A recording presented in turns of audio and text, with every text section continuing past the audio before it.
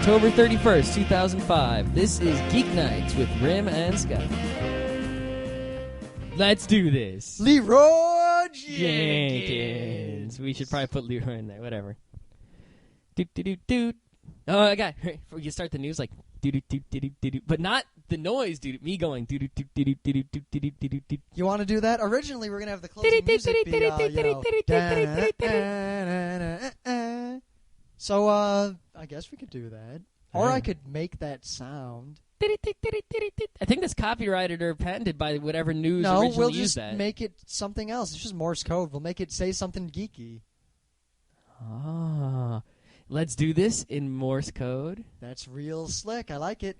All right, we're good. Okay, so Scalito. So, personal lawyer didn't cut it, to no surprise. So he picks the most conservative judge he could find in all of the appeals courts. Samuel Alito. Yeah. He's a little conservative. Little bit. Yeah, because the Senate's main gripe, at least the Republicans' main gripe with Myers, wasn't that they didn't know about her. It was that she wasn't proven to be conservative enough. Well, this guy's real conservative, but, you know, you look he's at... not real conservative. I don't think he's... Yeah, states' rights. I think he's more, Roe versus Wade. They pretty much call him Scalito when his name is Alito because he's Scalia too. But if you look at, there's a Scalia, however you want to pronounce. I don't know how the correct pronunciation. I've heard both, but Scalia. I look at his voting record and on a lot of things he votes the way I want. A lot of things he votes horribly, and I don't want him to be alive. Well, I worry because Susanna Sherry, she's actually a university law professor at Vanderbilt, and she said that he would, quote, allow a lot more government support of religion than Justice O'Connor did. Yeah, that's not good. See, I'm all down with religion, but I don't think SCOTUS should have any kind of backing for it. Or, the problem here is if they let in just a little bit of religion and not enough. If they let in too much religion, because we'll just fly in there with our flying spaghetti monsters. Yeah, but if the Supreme Court votes against us, there's no one to appeal to. Well, no, but the thing is that if they give someone else, some other religion, some sort of, nudge, then we just run in there and we say we demand the flying spaghetti monster also gets the same nudge. Yeah, then we'll have the schism, the Ramanites. And the Pastafarians. But, he might not get confirmed. The Senate might filibuster until the end of the Bush administration. We don't know what's going to happen. Oh, well. Speaking of the Supreme Court, they found 2 more moons on Pluto, apparently. Isn't Pluto, they don't even know if it's a planet or a moon or what? Because nobody's decided how big you have to be a planet. So basically what the news is a tiny rock that's far away from our planet has rocks, has a tiny rock floating around it, might have 2 more tinier rocks floating around it. That we couldn't see until recently? Yeah.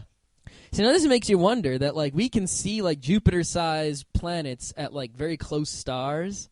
How do we know they don't have Earth-sized rocks around them we can't see? If we can barely see rocks around Pluto, these rocks that are infinitely farther away, well, not infinitely farther, but many, many more times farther away, who knows what's going on out there? Pluto was discovered in 1930. That was a fairly long time ago. Pluto's moon wasn't discovered until 1978. And now in 2005, we discovered 2 smaller rocks. Well, in 2050, we should be discovering the mountains of Pluto. And the mountains on the moons of Pluto. I don't think there are any mountains on Pluto. No? I think Pluto is just a rock. It's just smooth? I don't think it's big enough to where you could qualify as mountain. It can't be perfectly smooth. It has to have some hills and craters and things. Yes, because obviously I was trying to say that Pluto is perfectly smooth. It is made of cheese, and it has people on it. Cheese isn't perfectly smooth. Some cheese is. Well, no, nothing's perfectly smooth. It's made of atoms, little quarks bouncing around. Hey, they could all be crystalline in a perfect grid, and that's smooth. No, because the grid itself isn't smooth, and there's gaps in it. It could be really cold, and then they'll be really close together and smooth. Okay, yeah. So I guess maybe a Bose-Einstein condensate might be smooth. So was a baby's ass. Bosine condensate. Whatever. Moving on. It's Halloween. Yeah, and I didn't do anything this year. Me either. I wanted to carve a pumpkin. I didn't. I was going to go to the parade downtown. I went to a J-Rock concert instead. So, you know what really bothers me, though? What? It's Halloween, all right. It's a good holiday. Like the holiday. Like candy. Like scaring stuff. Like jumping out and going boo, right? Like mischief. Right? Like costumes. I saw like 3 news stories today about people who think their ghosts are real. And I had to link to Randy like 4 times. I'll just point out that while I was in the city, it's not really Halloween related, but I saw these ads for psychic detectives. And this is on Court TV. Court TV? And is it a fictional show? The subscript is, it says psychic detectives. This isn't based on a true story, : this is a true story. Yeah, so we can sue them, right, for the false advertising? Well, I guess it is a true story. Whatever they show really happened. The psychic part was just made up. Something like that. Something like that. Randy should buy some commercial time on Court TV. Of course, there's also a lot of people who are still believing in things like someone's going to put razor blades in the apples they give to kids, or at least while that's crazy, you could put a razor blade in an apple. There's no way you could put a razor blade in an apple that I wouldn't see before I You'd see it, but you know what? You're never going to see a ghost. Ever. Not a real one, at least. Well, hey, if I did, I'd get $1 million out of Randy. Sweet. But with those $1 million, I wonder how many razor blades you could buy. I mean, you could probably just buy a bunch of... if you really wanted to see children eat apples full of razor blades, if you won the $1 million, you could just buy children and feed them... and feed them apples with razor blades in them any day of the year. Roman Polanski, just, yeah. Who's that? Roman Polanski is a very famous pedophile who fled the country. Famous pedophile? Because he fled the country and he's still out there. They never got him. Why don't they get him? Because he got away. All right. Now, how does razor blades and apples relate to pedophilia? Because you want to do something to little kids. Not sexual, and I don't want to do it. I was just suggesting it that whoever did want to do it was obviously going about it the wrong way. Yeah, yeah. Though I always wondered, like, say someone actually was putting razor blades in apples, and say somehow you didn't see the razor blade sticking out of the apple, or the hole in the apple where the razor blade was shoved in. Say they're a sicko and they like this sort of thing, like, oh, I love the idea of a kid eating a razor blade in an apple. How would they see the kid eat how would they get any pleasure out of it? Well, I imagine it would be a lot like the old man who tells you to get off his lawn. I mean, he sees you get off his lawn, but he doesn't see you go home and cry to your mommy, even though he thinks about it and laughs.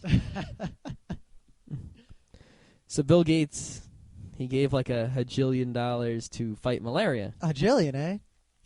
Hundreds of millions, something like 250 million, something big. Why malaria, of all things? Well, the thing is, if you actually look at the Bill and Melinda Gates Foundation thingy, they're always like, we give money to fight the diseases that the poor people have instead of the rich people diseases like diabetes and such. So malaria is a poor people disease. It has a cure. We just need to spend money to give the cure to people who have it and kill mosquitoes. So it's pretty much a sure bet. But I realized why he's doing this. You see, Apple gets in the news with their little iPod video. Microsoft doesn't get in the news. Google gets in the news. Microsoft doesn't do anything that anyone cares about. Google gets in the news with their Googling. Microsoft Vista gets negative news. So Bill Gates has to go and spend money to fight malaria to get some positive news for the Microsoft. Notice how there's no positive news for any of their products, services? I saw a thing talking about how Microsoft Office was good on like a Windows blog somewhere, written by a guy who works for Microsoft once. There was a guy who was using the Vista Beta as his OS, and he talks about they have the ribbon on all the programs now. I don't know about the ribbon. I never actually used it, so I can't comment. Me either. Well, you know, it's kind of moot because I dumped the Windows. I'm done with that. Totally dumping the Windows. And you know what? If the ribbon is any good, someone will steal it and make it for the Linux. So speaking of Apple, they sold 1 million videos in 20 days. I think it's catching on.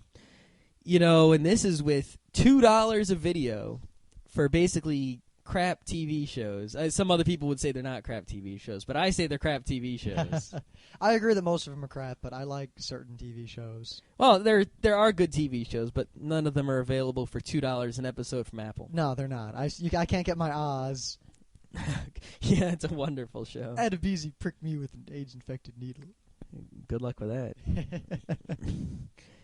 But, imagine if they had, real deal, full-on everything. Just put on old things that aren't on TV anymore and charge 50 cents for them. You're making $0 off of them now. You could be making hundreds of thousands of dollars off of them for no you can cost. buy all that stuff in DVD box sets that cost a lot of money. Not everything. There's still a lot of things that haven't made it to DVD box set yet. Yeah, but a lot of things have.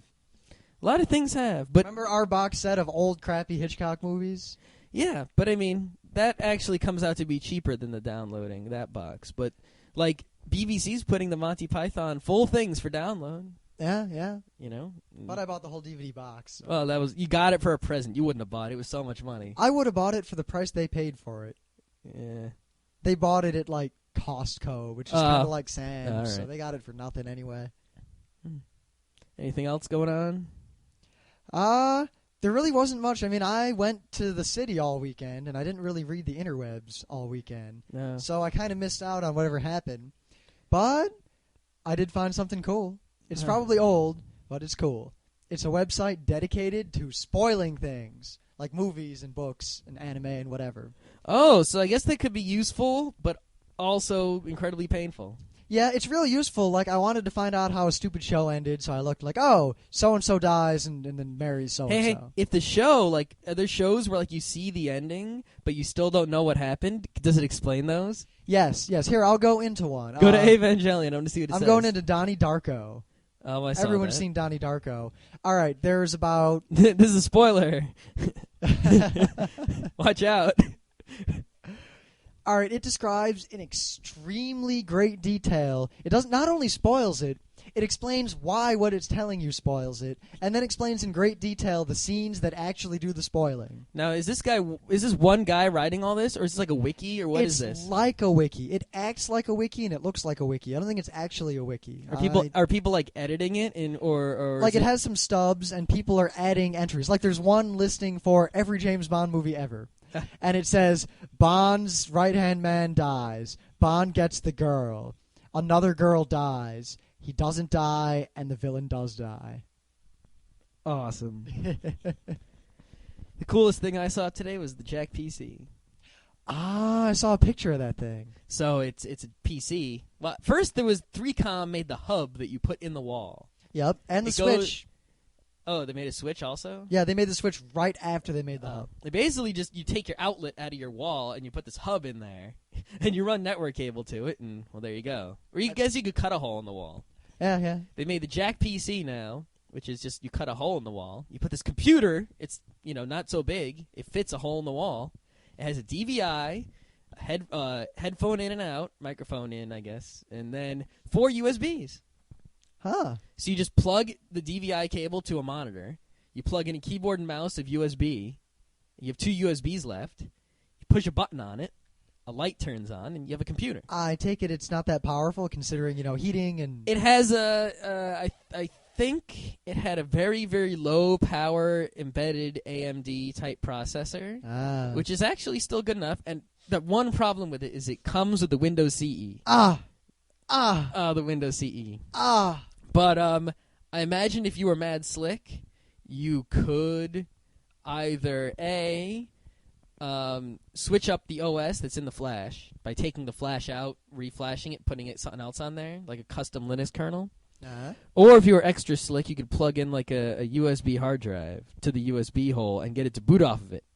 So now I've got this USB hard drive sitting there on the floor, defeating the purpose of having the computer. It's a lot easier than having a laptop with a power cable and then a DVI cable and a whole It'd be real good for our media box in the living room hooked up to the TV. Yeah, if you use it, dude, check this out. It didn't have a network thing was the other problem. There's got to be some sort of network thing. Well, no, you'd have to use like a USB, like network card or something. 'Cause Someone needs to make one that's... I didn't see a network thing on it. There might be an Ethernet hole in the back of it, like you have the Ethernet in the wall. That would make a lot... It could be wireless built in. Could be wireless built in. I didn't see it, though. And I didn't see words saying it. But it could. If it had that, you just wouldn't need a PC in your living room. You plug this thing in, and you just have all the TiVoing, MythTVing done by another computer, and you just use the Windows CE thingy to do a connect. Yep, some sort of Samba share, maybe some X forwarding. Be like a thin client. So we realized that it's hard for us to talk about science and tech, even though we made it a bit, because all our good banter comes from us arguing with each other or disagreeing or saying things the other person doesn't know. We agree on science. I don't see how you could disagree on science, seeing as it's facts. Yes. I mean, if there's evidence that says X is true, and we both see that evidence, then we both agree that X is true, and our podcast basically goes, hey, so evolution is pretty much a fact, isn't it? Yep. Yeah. Hey, you see that chair? Yeah. What color is it? Kind of bluish. Blue? Yep. Yep. See, now, if I had said green, it's not really that entertaining because, well, I'm just wrong. Yeah, I would say, no, it's blue. And then I'd post a picture on the blog, and then the world would go, oh, it's blue. Maybe Colin, our colorblind friend, wouldn't, but everyone else. Sucks to be colorblind. Especially if you like German board games. Yeah, especially the camel game. Oh, God, it's like 4 different colors. Like four different pastel camels. It's a good game. Oh, hiccups. What do you do about those in a podcast? You punch someone squarely in the solar plexus. Come here. No. It'll cure him. I guarantee you won't be hiccuping anymore. You know, actually, science says differently. What does science say? Science says that hitting someone in the solar plexus does not cure the hiccups. I believe we could conduct an experiment to find out. Well, you know what? I don't really have any hiccups anymore. We'll see about that. We will see, but you know what? Science. But, I mean, despite the fact that you can't really disagree on science unless the evidence isn't clear enough. Like, say there's not enough evidence for something. And See, you don't have a theory yet. You still have a hypothesis. Yeah. So if you have a hypothesis, and I have a hypothesis, I like to say hypothesis. Yep. The most we can and do is there's debate no experiments conducted yet that are conclusive, then who's to say? Yeah, and we both seek out more evidence. See, you know how you can disagree on science? If one of the people you're discussing science with doesn't understand science. Yep, or if someone is stupid. You know, if you don't understand science, it's the same as being stupid. Yeah, or if someone is misinformed, but that gets fixed immediately when you get the facts out. The part of the problem is some people will disagree on the facts, and then therefore they can't agree on a conclusion because they've got the facts wrong to begin with and won't look at actual evidence showing them they're wrong. The only way to disagree on facts is, number one, if you the place where you're getting your facts from, like if it was a study, you might claim that the study was done improperly. Yep. Or two, you just don't like it and you're denying it. I think 2 is the biggest part of this. 2 is a pretty big problem. I mean, America's still debating evolution. And every other country in the world is laughing hysterically. I mean, during the original Scopes monkey trial, so long ago, I mean, we're talking before World War II. Even back then, the French newspapers had headlines like, Americans debating facts, or Americans are stupid, or I could pull up some actual headlines if you wanted me to. It was just, they were making fun of us then. Yeah, the one thing I heard from another country was this British guy, and he was basically saying how in Britain they're paying real close attention to it because they're worried that it'll come over there next. Australia's the same way. Like if they win in America, that next they'll be coming to Britain trying to win, and they don't want that. A bunch of Australians who were pro-intelligent design got together because they saw how well it was going in America, and they decided they were going to push it in Australia because I forget exactly how their government is set up, but like their equivalent it's of the parliamentary, minister, I think. Yeah, but I mean like the different departments or whatever. Oh. But their equivalent of like a minister of education is kind of pro-intelligent design, supposedly. And these people were like, yeah, ID, go. And the government put a blanket statement out saying intelligent design is not science, it will never be considered, go away. Cool. Good for Australia. Yeah, Too bad we can't get some of that here. Yeah, thing is, though, Australia is like half awesome, half crap. Yeah, they're real big on the DRM and things like that, but You get Nintendo games like years after they come out. Yep. Their Game Boy Advances don't work with other people's Game Boy Advance. As from what I heard from an Australian guy. But I don't know how true it is. But there's an Outback. There is an Outback. There are rough and tough people out there. There's great sports. Yep. It's clean.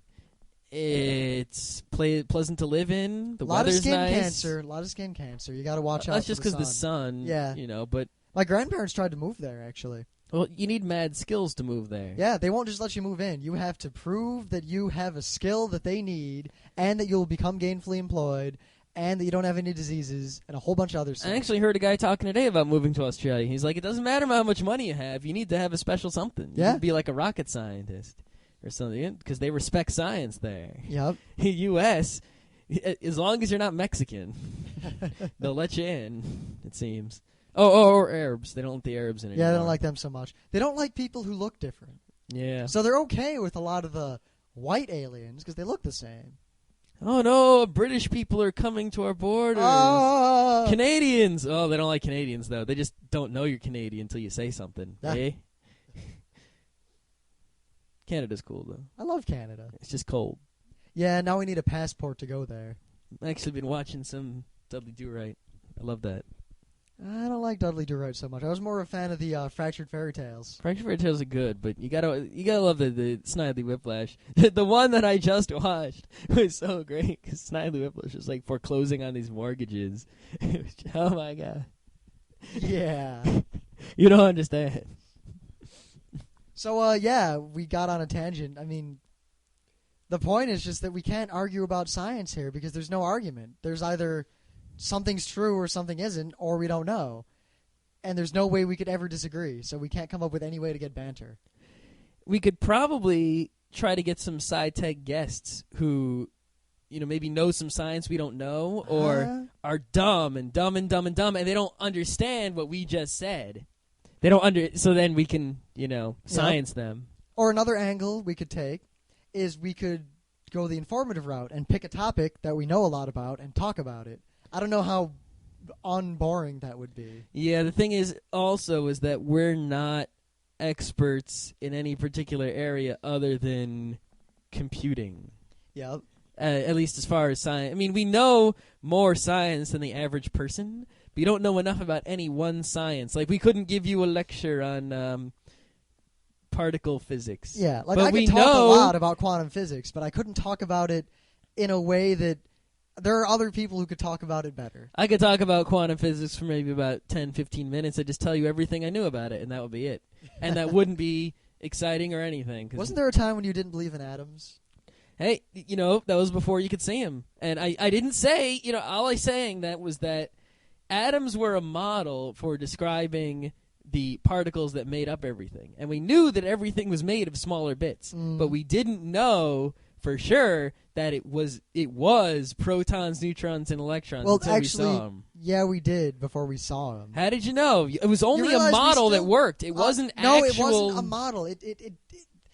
That sort of physics, as opposed to quantum physics, didn't come out of the model and then discovery ideology. It came out of we discovered these particles because we could see them, we could detect them coming out of things when certain reactions happen. Yeah, but you detect particles. You don't, you know, it's Scott, like... Really, you can't ever see an atom because it's, you know, photons bouncing off of something is how you see. Yeah, it's always a problem. We should try to fix that. That's impossible to fix. You can't see. You can only represent based on data. Yeah, but, you know, it's like, all right, we keep trying to use vision. We keep trying to detect things by bouncing a photon off of it and then detecting the photon. No, we don't do that at all. We try to detect it using other much more advanced sensory apparatuses. Yeah, but how do those things work? I've always heard about these sensory things they use in accelerators. I've never actually heard about how they work or anything. They're all very, very different. Like a neutrino detector, one way to do it is they have a big tank of water. Pure water. And if a neutrino goes through the water, the odds are it'll hit one of those water molecules and make a flash. It actually flashes? Like you can see it flash? Yeah. Wow, that's pretty cool. Or like I could just look at this big tank of water and I'll see like... Psh. I don't know if humans can see it. I think they need a camera to see it. I don't know how fast or powerful these flashes are. That would have been much cooler if it was a real, like a big, like a flash bulb. That, like you take pictures.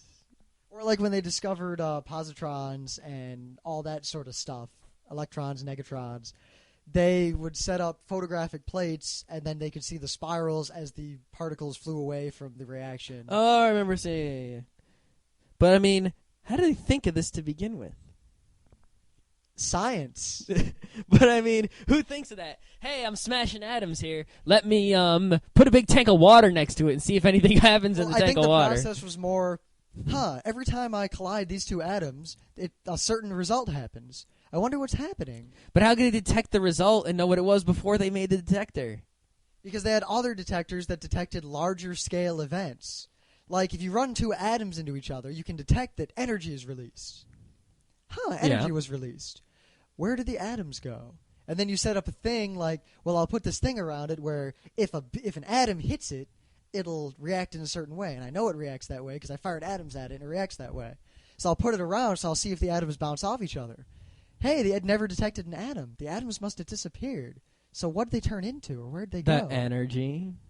Maybe. Actually, they turn into energy and particles. Well, you do math to figure out how much of it turned into energy, and then the rest obviously did not. Something like that. Yeah. Because, E equals MC squared and such. That's actually not the equation, I know. It has a lot. Well, it's actually, there's another version where it's like M equals something over. E equals MC squared is a representation, but is a simplification of the actual equation, which is significantly more complex. Well, the whole thing is it's a large theory of relativity which has many equations encompassing it. Well, E equals MC squared is just saying that either time or speed of light has to be constant. Einstein made the speed of light constant because that made his equations awesome. He could have done it the other way and it would have worked just as well, but he chose this way. And he was smarter than I was, so I'm going what it with really it. says is that, mass has energy. a whole lot of energy in it. No, it more just says that mass is energy. It is energy, but it is a whole lot. In fact, it's C squared a whole lot. Yeah, which in a grand scale isn't that... In a grand scale isn't that much, but in a human scale, that's a lot. I mean, if you got all the energy out of like a piece of wood, all of it, all C squared of it, it's a lot of energy. You could probably power a city on that for like a week. Yeah, but keep in mind entropy. You really can't get that energy. Yeah, it sucks. The whole thermodynamics. See, that's something we can do about science. If we can't argue about it, we can complain about it. Yeah, stupid thermodynamics. I mean, if I burn a piece of wood, I can't get all the heat. I mean, come on. I burnt it. It's all mine. Where's it going? It's my wood. Friggin' laws of physics stealing my fire. Lisa, in this house, we follow the laws of thermodynamics. Oh, I forget the quote. Oh, busted, owned, pooned. Whatever. I know it's from The Simpsons. Yeah, there was a whole thing recently about math in The Simpsons, how hard it was for them to get these math jokes in because...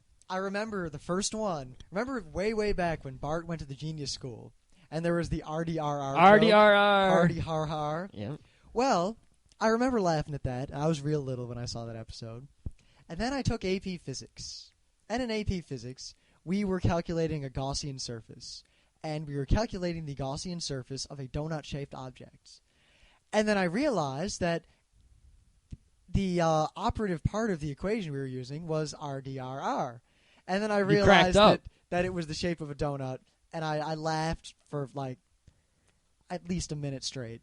And everyone was looking at me. And Simpsons donut? I said, RDRR, hardy har har. And they're all geeks and they all got it. And then we just stopped working all day and laughed about that. Yeah. It was great. There was I don't know this for 100%, but there was a tale of a mathematics teacher at a high school in the town over from mine where some of my friends went to Fairfield High School. And they told a story that there was a teacher there, and he was a math teacher, and when his problems arrived at an answer involving the number 69, he would put a tally up above the of the board.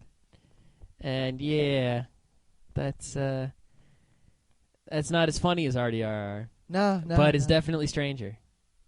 Yeah. Actually, my calculus teacher in 10th grade, he said "mk," I think more times than he said any other word, including definite and indefinite articles. Oh, I hate it, especially when there's good teachers that say words over and over. Yep. Like I had one teacher who would always say "in essence." Ah. In essence, in essence, in essence. Everything was in essence. I was like, so nothing's for real. It's only in essence the same. I had an English teacher who said quintessential at least twice a day. Twice a day isn't so bad. I'm talking about like constantly. The MK guy was terrible because he'd say it like "MK," and he'd expect some sort of response like "yeah," and then he'd keep going. But if no one said anything, he would quite literally stand in front of the classroom going "MK? Okay? All right? Okay? Okay." And then he'd move on like he'd get stuck. Some people got these problems. Yeah? Can science explain them? Probably. Maybe they should. We should get a scientist in. You know, I'm actually pretty sure that, you know, some of those problems like ADD and such, like, I'm not a super expert, but at least from the few things I've read, there's no gene for ADD. There's no virus. There's no bacteria. There's no chemical. Well, I think the problem here is more simply that I believe ADD is something that does exist and can affect people. I do believe, however, that it is wildly overdiagnosed and that many people who are told they have ADD are just, kids. Oh, my God. Maybe if we let him play on proper playgrounds. Yeah. Because, when we were kids, we were already complaining about the decline of the playground. Because when we were kids, they were taking away the seesaws, and they were taking away the merry-go-rounds. Actually, I had it pretty good. At my elementary school, there were 3 playgrounds. And when I was in kindergarten, there was the old playground, and then there was the big toys, which is the new playground. The old playground consisted of some old-style swings, 2 long chains with a rubber seat, a sandbox, a spinny thing, 2 wooden splintery seesaws with metal handles, Ooh. and this big square tower thing. It was a square tower, and you climbed up it various ways. It was just a big, freaking tall rectangle structure. At the top, you could stand up there, and there was a railing, and there was a slide from up there to get down. This thing was like at least 10 feet tall. It was pretty tall. Then the big toys was a big wooden thing, and they had the tires and the tube and a swirly plastic slide and some chains to climb up and those a plastic slides net. were the worst things ever because they were The like plastic slide was fun, and we got they it were going. a Van de Graaff generator. You'd go down that thing. And Oh then, yeah, oh yeah. Yeah. But they were still fun to go down. Remember one time I slid down one and I went to stand up and I brushed my arm against a little like metal thing, like a little screw, and it shocked my arm so hard my arm was numb, and I went crying to my mom and I couldn't explain what happened. Yeah, but when we were little kids, the swirly yellow slide was still pretty good. Now, as big kids, we need the long metal slides to get any fun. Yeah. Or the carny slides. But they're all going away. They I are. mean, think about it. When we were kids, they were taking away the seesaws and all that stuff. I saw a few days ago, they're taking away swings now because swings are too dangerous. So, if there's going to be no moving parts, what's the fun? You could just... They're also taking away sandboxes because animals might do things in them. You could use that white sand. Eh? Animals might do things on Anywhere? anything. They might just pee on the kids. Hell, I've seen kids peeing on stuff, so... Oh, my God. I remember nursery school. Some kid was peeing in the back of the nursery school playground, and I told on Whoa. him. One time, when I was in 2nd grade, and I was in a Catholic school, and there was this kid named Pierre. And he had problems. Was he French? No, he was not French. Then why was his name Pierre? His name was Pierre. What the hell are those All parents right. thinking? So anyway, one day, we're Kid's all going to in get class, picked on. and he just peed. In class? He just sat there, and he just unzipped and peed. Wait, Sitting he in his desk. unzipped? He unzipped and peed. He was sitting in his desk, and he just peed. Where'd he pee? Did he just go on the floor? Just went on the floor and started, because the classroom was kind of slanted, and started making his way toward the front of the room. And the teacher looked, What about the teacher, other kids? who was a nun, looks and says, "Who's got a drink?" And no one says anything, and then everyone's looking, and everyone realizes at this point what has happened. I never heard this story. And no one wants to react to it because no one's sure what to do. We're all second graders. We didn't even think to laugh because this was just too weird. Second grade. Holy crap. Second grade. Holy crap. And it was, this was back before, it would have been a biohazard because, it wasn't, It's not a biohazard. It's It is sterile. now. It's sterile. You realize now, if you get a tooth pulled by the dentist, you're not allowed to take it home in a lot of places because it's a biohazard. I took it home. So you know what the nun did? Hmm? She made him get some paper towels and clean up his pee. And then we went back on with the lesson. Sounds about right. Yeah. She hit him, too, with the ruler a couple times. That's not so right. I was a Catholic school. They hit us. They hit me a lot because I was a smart ass. I would have hit back. I didn't hit back. I would have hit back. Because I'd always ask questions about science, and they'd give me God answers. And I'd ask for science answers, and then they'd hit me. I always read stories. You ever read They Cage the Animals at Night? No. It's basically this guy's autobiography of his childhood. This is a sequel. And it's actually pretty sad because, like, his mom is all screwed up in traction all the time, and his brothers don't care for him, and he's always in, like, foster houses and things, and it's terrible, and, his life pretty much sucked as a child. Uh-huh. And he came to my middle school once and told us about it after he read it, and he cried, whatever, Put on a show, I think. But, it's true, basically. Well, one of the things is he's always in Catholic places where nuns would hit him a lot, And I was always just like, you never hit back. You can't really. You get my sympathy for some stuff, but not for that. Yeah. It's hard to hit back because remember, when you're in second grade, you're a little kid. So Those nuns are tall. They're strong. They're stronger than you they're think. old ladies. Nah, they weren't all old ladies. If you push one over, they'll break their hip and you win. Actually, some of them were pretty young. If they're young, why are they hitting kids? They're not mean old ladies. Because they're mean nuns. You're mean and young. I had a nice nun. There was one real nice nun who gave me some gerbils. Gerbils? Yeah, she had gerbils, and she gave me a couple. Uh-huh. How could you? I can't imagine like a 20, 30-year-old nun hitting kids. Yeah, one nun, she was old, but she used a metal ruler, and everyone else used wooden rulers. And when she hit with that metal ruler, that was endgame. Maybe it's because she was so old, she needed the metal one to, spice it up. Yeah, I only ever saw her actually hit a kid once, and the kid kind of deserved it. Kids do deserve a hitting sometimes, but I don't think I don't think the nuns should be are doling it out. Yeah. Actually, the Singapore hitting is a little too hard. I'm kind of an advocate of caning because the more I see people doing stupid things, it'd be a great way to solve problems. If someone was stupid, if you just whacked them and said, hey, no. See, the thing is, it's like, it's not really cruel or unusual. I mean, the caning they do is a little cruel because it's a little too much. But seriously, if let's say someone robbed a convenience store, instead of locking them up in prison where they'll come out and just, not change their mind or anything. Or if anything, they'll learn how to rob one better from the people who are already in there. If you just whack them, right? Just not caning, but like whipping or something like between spanking and caning. Or just humiliate him. Just a good spanking. Spanking's good. The judge himself does it. And with then a let him giant go. paddle. A paddle. Paddling. Oh. Paddling is good. Paddling of the swollen ass. That's how we get him. Right? It'll be so much cheaper, and people You know won't. why this won't happen? Because we do have the whole, prison industrial complex going in the U.S. nowadays. But the prison doesn't make us money. It loses us money. Yeah, but the thing is, the prison exists.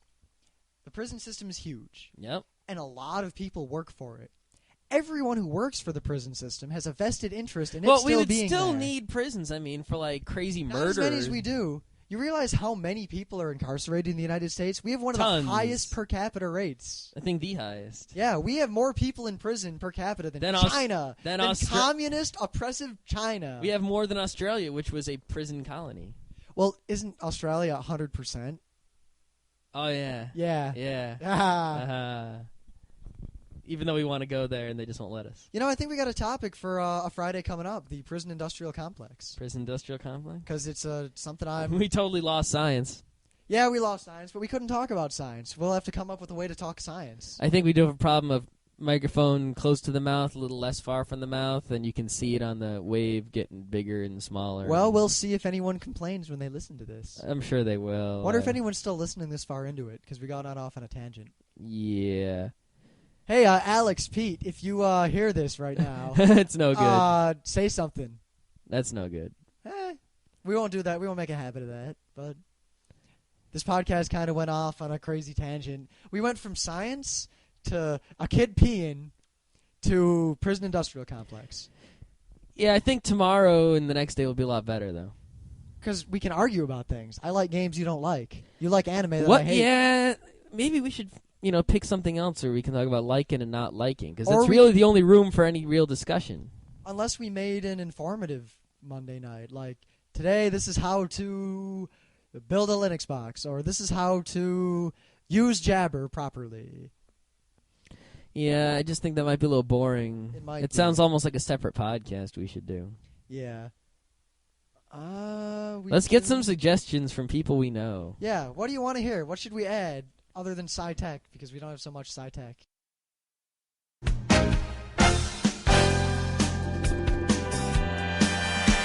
Anyway, that was Geek Night. Special thanks to DJ Pretzel for our opening music.